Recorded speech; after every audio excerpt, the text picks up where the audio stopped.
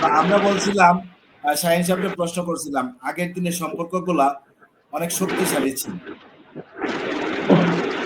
আর বর্তমান সময়ের সম্পর্কগুলা কেমন জানি একটু ভঙ্গুর টাইপের হয়ে যাচ্ছে, কেন? আগের দিনে আগের দিনের মানুষ তো শক্তিশালী ছিল, তাদের ইমানও শক্তিশালী ছিল।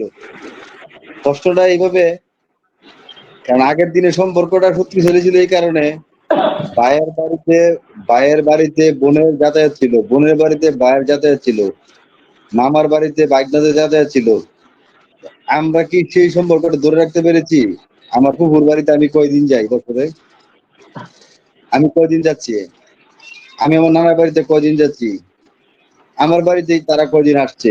এই যে একটা ব্যস্ততার ভিতরে আমরা পড়ে গেলাম, আমরা রয়েই গেলাম এই ব্যস্ততার একটা মায়া জালে।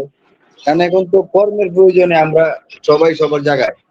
আর তখন তো ছিল, এত কর্মব্যস্ততা ছিল না, সবাই ছিল মায়ের বন্ধনে।